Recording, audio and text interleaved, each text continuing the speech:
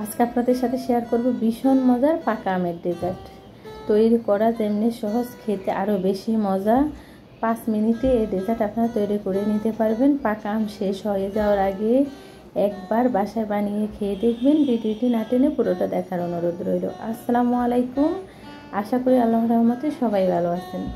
এখানে আমি 3টা পাকা আমের পিউরিটা নিয়েছি। আপনারা চাইলে আম কমিয়ে বাড়িয়ে নিতে পারেন। আর আমের এই পিউরিটা অবশ্যই সেলে নেবেন, তাহলে যে আঁশ আছে আঁশটার পিউরির মধ্যে থাকবে না। এখানে আমি 1 টেবিল চামচ চিনি দিয়েছি। আম বেশি মিষ্টি হলে আপনারা চিনিটা আরও কমিয়ে দিতে পারেন। এখন আমি চুলা অন করে এই আমের পিউরিটা একটু ঘন করে নিব। তো আমি একটু ঘন করে নিচ্ছি। আমরা 5 মিনিটে তৈরি করে নিতে পারবো এই ডেজার্ট। এতটা মজার হয় যে সবার মন জয় করার মতো একটা ডেজার্ট।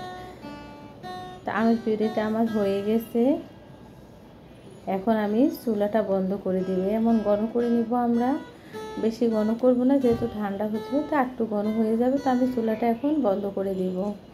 এদিকে আমি এখানে 1 কাপ ফ্রেশ ক্রিম নিয়েছি। আপনারা যে কোনো ব্র্যান্ডের ক্রিম নিতে পারেন। এখন আমি বিট করে নেব।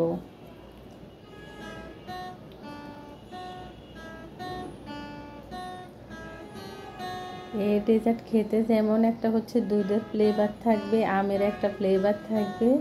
তো আমি 1/2 কাপ চিনি নিয়েছি। এখন আমি 2 বারে চিনিগুলো দিয়ে ক্রিমের মধ্যে বিট করে নেব।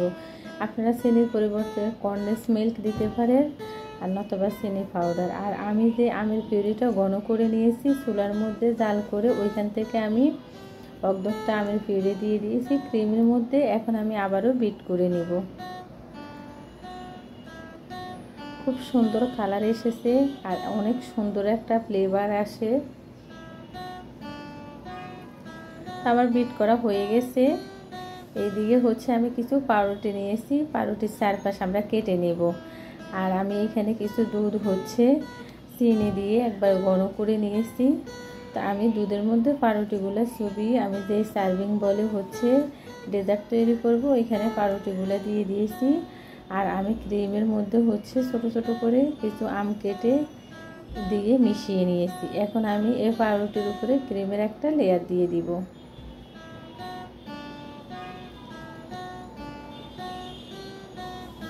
আমি যখন প্রথম আমার বাসার মধ্যে এই ডেজার্ট তৈরি করেছি, খেয়ে সবাই এতটা খুশি হয়েছে। আর আপনজনদের মুখ থেকে প্রশংসা শুনলে তো সবারই ভালো লাগে, তেমনি আমারও খুবই ভালো লেগেছে। তা আমি পাউরুটির আরেকটা লেয়ার দিয়েছি। এখন তার উপরে আবারও ক্রিমের একটা লেয়ার দিয়ে দিব।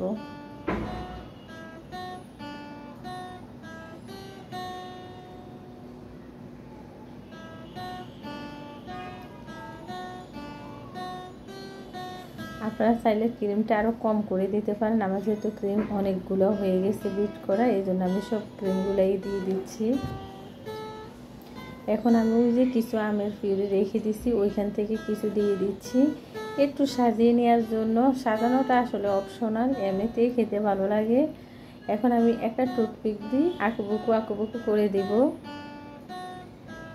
আপনারা চাইলে এই কাজটা নজল দিয়েও করতে পারেন, চারপাশ দিয়ে একটু সাজিয়ে নিতে পারেন। সাথে আমার মেয়ে একটু হেল্প করে।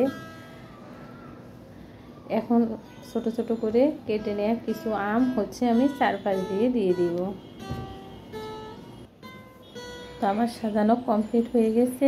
এখন আমি নর্মাল ফ্রিজে 1 ঘন্টার জন্য রেখে দিব, তাহলে খুব ভালোভাবে এগুলো সেট হয়ে যাবে।